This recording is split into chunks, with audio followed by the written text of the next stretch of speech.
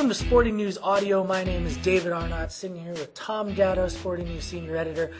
We're at the quarter mark of the baseball season, or thereabouts, and one of the things that our minds turns to is the award races. And, some people think that they're trivial. Other people think, hey, this is one of the most exciting things we can talk about in the Major League Baseball season in a historical sense, talking about who is best at doing what. So let's start with the National League Most Valuable Player Award. Year after year, you got to say Albert Pujols is in there. Who's in there right now? Because right now, Pujols is not having a Pujols-like year. It's been very good, but not quite up to the level of some other people. No, Pujols certainly hasn't had, by his standards, a great season. He's been good. He's been in the middle of the order for the Cardinals in producing, but not at historical levels. Part of that's due to the lineup around him. Matt Holliday's been terrible this season, and David Freese, a rookie, has been up and down. So you kind of have to discount Pujols in this race. The one guy you have to look at, and even though he's on the disabled list right now, is Dodgers right fielder Andre Ethier. When he went down with a broken pinky in a freak batting practice accident, he was leading the National League in RBIs, 39 at that point. And we all know about his clutch hitting, just Mr. Walk-Off, really. And for my thinking, he is the guy right now. Now, that doesn't mean that Pujols won't eventually get there with a strong 4 months or so. But once Ethier's back on the field, and that could be as soon as the weekend, he would be right there with Pujols for an LMVP, I think. You almost have to think, too, that if the Dodgers improve their standing, then in the real when the season comes to an end, Ethier will get more support. Absolutely. The NL West race is going to be tight, I think. Dodgers will be there for most of this season. So Ethier will get the buzz and will be a big part of that. And I could see him and Pujols right now being 1-2 in the balloting if things stay the way they are. Now, moving to the junior circuit, it's even more, in my mind, it's even more clear-cut who the MVP of the first quarter of the season has been, and you have to look at the AL Central. You have to look at the AL Central, and you have to look at the team in first place in the AL Central, and that's the Minnesota Twins. And their first baseman, Justin Morneau, a former MVP, is having just an amazing season. 383-ish in that range right now. Some huge number. Yeah, he's close to 400, let's put it that way. And driving in runs in the middle of that order, of course, having Joe Mauer in that lineup helps. But Morneau's pretty good by himself, and he's one of the biggest reasons the Twins are leading the AL Central. Now, back in 2006 when he won his MVP, there was a lot of talk then that should have been the year that either Joe Mauer, Johan Santana, or even Derek Jeter, any number of people could have won it that year and probably should have won it ahead of him. This year, I don't care what you say. Look at his defense. Look at his contests or everything. His contest actually goes in his favor. He's only hit something like 2 or 3 home runs at home this year. He's absolutely raking on the road. His home ballpark, Target Field, the new ballpark, may actually be suppressing his numbers. That's a good point. And when you look at it that way, think of what would happen if Morneau were out of that lineup.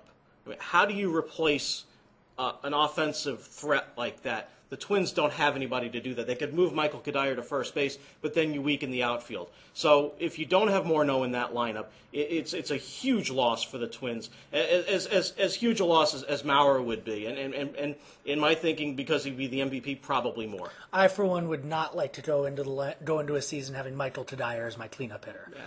As the Twins found out late the past couple seasons. So let's move to the Cy Young Award and pitchers. This is not nearly as clear-cut.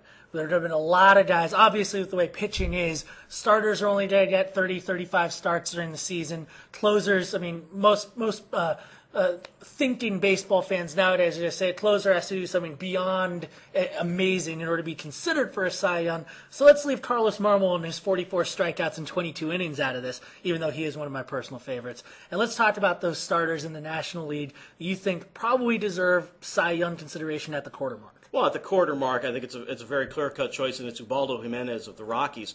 When you've got an ERA under 1, pitching for the Rockies, and half your starts or so are at Coors Field.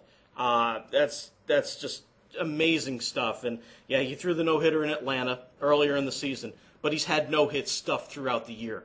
And that makes him a clear favorite over guys like Roy Halladay, Adam Wainwright, your usual standbys that have been there for year in and year out, Chris Carpenter, and but looking at right now, it's Ubaldo Jimenez and then everybody else. Now, the interesting thing is I think that if you actually had the vote today, Jimenez would probably win because he puts together the things that the quote-unquote traditional baseball writers want to see. He's got the wins record. He's got a bunch of strikeouts. He's got a low ERA. But he also has all those peripheral stats that sabermetric type thinkers want to see in a guy. And probably put him ahead of someone like Halladay, ahead of Wainwright, ahead of even the traditionally dominant guys like Lincecum, who doesn't have the wins, but Jimenez, just a way that he's been pitching this year on top of the no-hitter has just been incredible.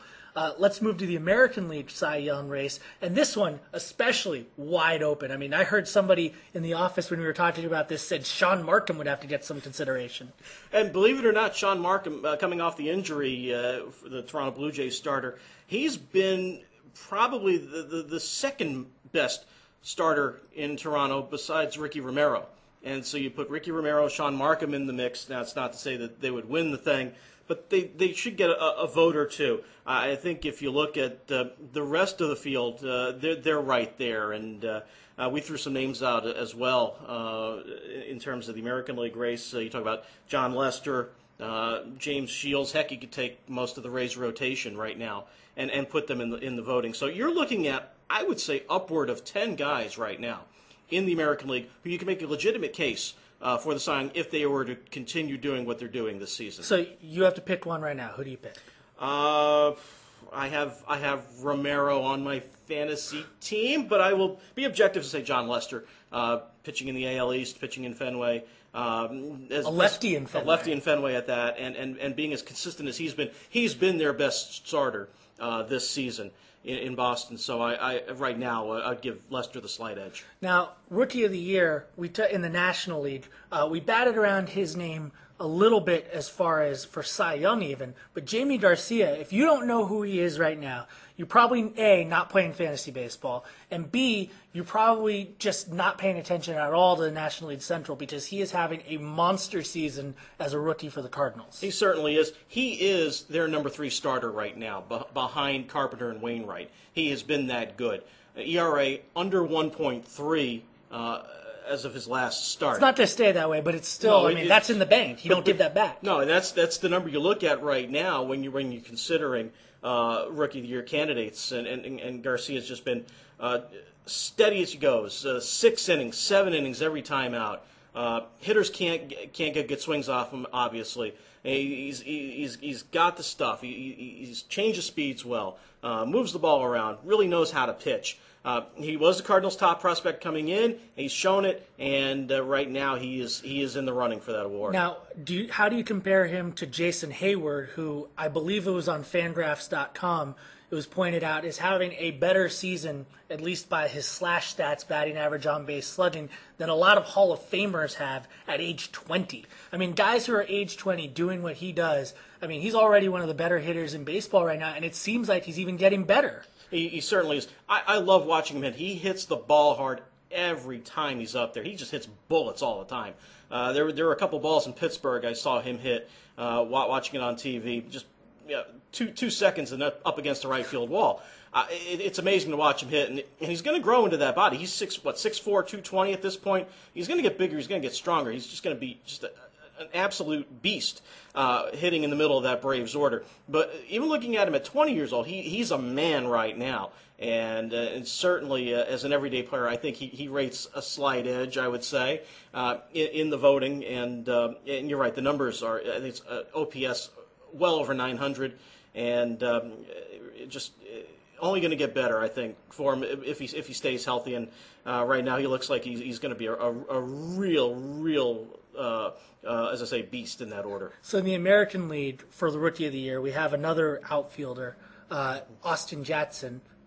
Who is there that might be able to compete with him? Well, Austin Jackson, as I say, he came over in the Curtis Granderson deal. Great deal for the Tigers, turns out. One other guy I think to look at right now, Wade Davis, the 5th starter for the Rays, if you could believe that. He's been solid in that rotation, and he's got some people coming up behind him that he needs to keep pitching. Hellickson, he's got to keep Hellickson down in Durham. Yeah, absolutely, and not only Andy Sonnenstein, who's pitching in long relief. He's had some experience in that rotation, but Wade Davis has been there. And we talked about Neftali Feliz, the Rangers closer. Yeah, I believe he had a 36-1 strikeout to walk ratio at one point last year, and believe it or not, rules being what they are, he does qualify as a rookie this year. Yeah, and pitching for a contender, closing for a contender, throwing 100 miles an hour a night. That's a pretty good resume right there if you want to put him in the mix. Tom Gatto, thanks for talking about the awards with us. You going to be back with us at some point on Sporting News Audio? Absolutely, David. Thanks.